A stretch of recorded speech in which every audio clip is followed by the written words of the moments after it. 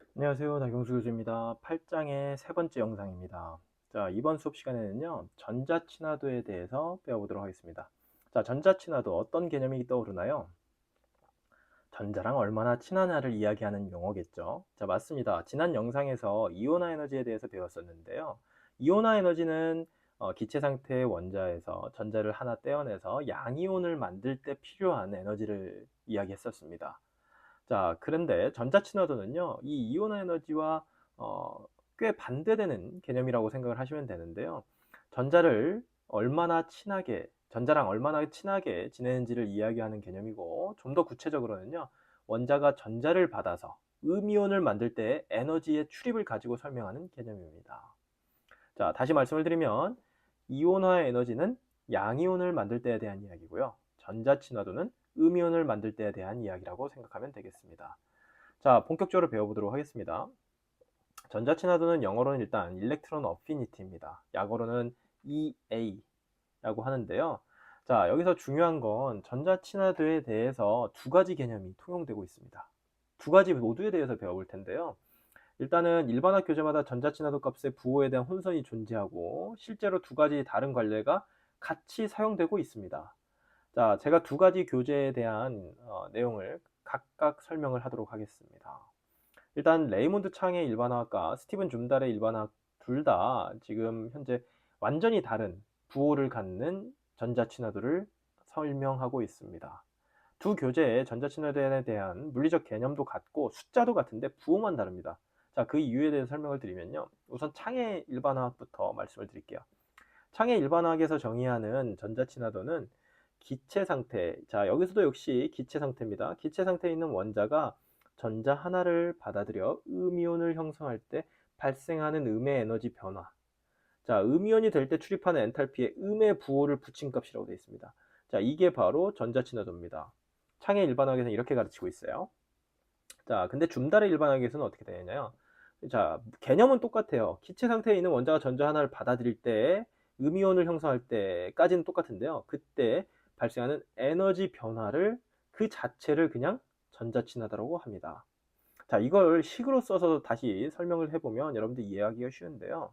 자, 첫 번째 플로린과 옥시전에 대해서 가지고 왔습니다. 자, 이 개념을 정의를 들여다보면 기체 상태에 있는 원자가 전자 하나를 받아들여 음이온을 형성한다고 되어 있죠. 다시 말씀드리면 X 기체가 전자를 하나 받아서 X 마이너스 기체가 된 겁니다. 자, 이해됐죠? 자, 이게 화학 반응식이라고 볼 수가 있어요. 자, 그러면 플로린의 경우에 전자 하나 받아서 F 마이너스 기체가 될 때 이때 분명히 에너지 출입이 있을 겁니다. 발열이든 흡열이든 전자를 하나 받았기 때문에 분명히 에너지의 변화량이 생길 건데 그때 에너지 변화량을 알아보았더니 플로린의 경우에 마이너스 328kJ/몰이에요. 근데 산소는 똑같은 방식으로 전자 하나를 받았을 때 그때 출입하는 에너지의 양이 마이너스 141kJ/몰이라고 합니다. 자, 이 반응식을 해석해 보면요. 엔탈피의 개념을 여러분들 명확히 이해해야 됩니다. 다시 말씀드리면 엔탈피의 개념은 6장의 3번 영상을 통해서 복습하기 바랍니다. 제가 지금 엔탈피를 계속 반복해서 설명을 하고 있는데 여러분들이 이 엔탈피에 대한 개념이 부족하면 앞으로도 계속 꼬이게 될 거예요. 따라서 엔탈피의 개념을 명확하게 엔탈피를 이야기하는 순간 엔탈피가 무엇인지 여러분들이 이해하고 있어야만 계속되는 엔탈피를 이용한 설명에서 여러분들이 꼬이지 않게 됩니다. 자, 엔탈피 부호값을 먼저 봅시다. 둘 다 음의 부호예요. 마이너스 부호죠. 무슨 뜻이죠? 발열 반응입니다. 둘 다 발열 반응이에요. 맞죠? 자, 처음보다 발열 반응이란 건 무엇일까요? 처음보다 나중에 에너지의 상태가 낮은 것을 의미해요. 어떤 화학 반응이 일어났을 때 처음이 여기 있고 나중이 여기 있어요. 그러면 이 화학 반응이 일어났을 때 이때의 에너지 변화, 여기가 나중이고 여기가 처음이라고 하면 나중 상태의 에너지가 더 낮기 때문에 나중에서 처음을 빼면 에너지 값은 마이너스 값이 나오죠. 그래서 그만큼 에너지가 방출됐다라는 걸 의미하죠. 그게 바로 발열입니다. 자, 이때 처음은 F 가스가 될 거고요. 여기에 이제 전자가 하나가 들어와서 F 마이너스 가스가 됐는데 이때 엔탈피 변화가 마이너스 328kJ였던 거예요. 자, 옥시전은 마이너스 141kJ/몰이었는데 자, 이걸 그대로 해석을 해보면요. 1몰에, 자, 플로린의 경우에 단위까지 보세요. 엔탈피 보면 마이너스 328kJmol이라고 되어 있죠. 자, 1몰의 플로린 기체가 1몰의 전자를 받아서 1몰의 기체 상태의 플로라이드 음이온을 형성할 때 뭐예요? 마이너스니까 328kJmol만큼의 에너지가 방출된다라는 걸 의미합니다. 무슨 뜻이냐? 이걸 좀 더 에너지 안정화적인 측면에서 해석을 해보면 F가스, 그러니까 중성 원자인 기체 상태의 플로린에 비해서 자, 그 음이온 상태의 기체 상태의 플로라이드는 에너지가 328kJmol만큼 에너지가 안정화되어 있다는 뜻입니다. 이해되시죠? 자, 마찬가지로 옥시전도 이야기를 해보면 141kJmol만큼 안정화가 된다는 뜻이에요. 자, 그러면 이걸 어떻게 비교해 볼까요? 산소가, 그러니까 옥시전이 전자를 받아서 O- 음이온이 될 때 에너지 안정화 효과가 141kJmol이고요.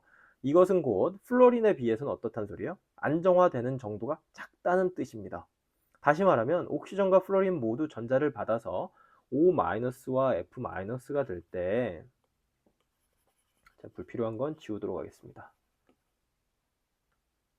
자, O-와 전자를 받아서 O-와 F- 낼 때 엔탈피가 음의 값이니까 더 에너지가 낮은 상태, 즉 중성 상태의 원자보다 안정한 상태로 되었는데 그 안정화된 정도가 어떻다는 거예요?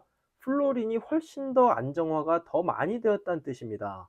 자, 이걸 다시 설명한 게 플로린이 전자와 더 친하다는 소리예요. 전자와 더 친하기 때문에 전자랑 친하게 어울리면서 에너지가 훨씬 더 안정화된 거죠. 산소에 비해서. 자, 이걸 수치로 표현할 때요. 줌달의 일반화학에서는요. 전자를 받아 음이온이 되는 과정에서 엔탈피 변화값. 자, 여기 보면 마이너스 부가 붙어 있죠. 마이너스 328, 마이너스 141이 붙어 있는데 이 값을 줌달의 일반화학에서는 그대로 사용해서 전자 친화도라고 정의를 내렸어요. 그래서 여러분들이 줌달의 일반학에서 전자친화도를 찾아보면 예를 들어서 플로린의 전자친화도를 찾아보면요. 그냥 마이너스 328kJmol이라고 적혀 있습니다. 자, 이게 줌달의 일반학 교재에 나온 전자친화도 값입니다. 산소는 마이너스 141kJmol이라고 나와 있어요. 자, 왜 이렇게 했냐고요? 화학의 에너지 출입 개념을 머리에서 지우고요. 단순히 전자친화도라는 개념만 한번 떠올려 봅시다. 자, 레이먼드 창의 일반화학의 전자친화도 개념하고 이제 이해를 해보면 좀 더 쉽게 이해할 수가 있는데요. 전자친화도란 게 무엇일까요? 화학의 에너지 출입 개념을 머릿속에 지우고 생각해 보시는 거예요. 그러면 단순히 그냥 전자랑 친한 정도를 이야기하는 거예요. 전자와의 친밀도를 이야기하는 것입니다. 자, 여러분들이 누군가와 얼마나 친밀하냐를 이야기하고 있어요. 근데 예를 들어서 난 A 친구와는 마이너스 328만큼 친밀하고 B 친구랑은 마이너스 141만큼 친밀해. 자, 이렇게 이야기하면 일상적 이야기를 하는 대화 속에서 쉽게 이해가 되나요? 예를 들어서 누구랑 친하다 하면 이걸 수치화할 수는 없지만 그래도 내가 쟤랑 저기 A 친구보다 B 친구가 그래도 한 2배 이상은 친하다고 얘기할 수 있지, 이렇게 이야기하겠죠. 자, 마찬가지입니다. 그래서 창의 일반학에서는요, 여기에 엔탈피 변화에다가 마이너스를 다시 곱한 거예요. 곱하기 마이너스 9를 더 붙이면요, 이제 328 플러스 328kJmol이 나오고 산소는 플러스 141kJmol이 나오는데요. 이 값이 바로 창의 일반학에서 정의하는 전자친화도 값입니다. 그래서 창 일반학의 교재를 찾아보면 전자친화도 값이 이 값으로 주어져 있어요. 자, 이렇게 하면 어떻게 되느냐?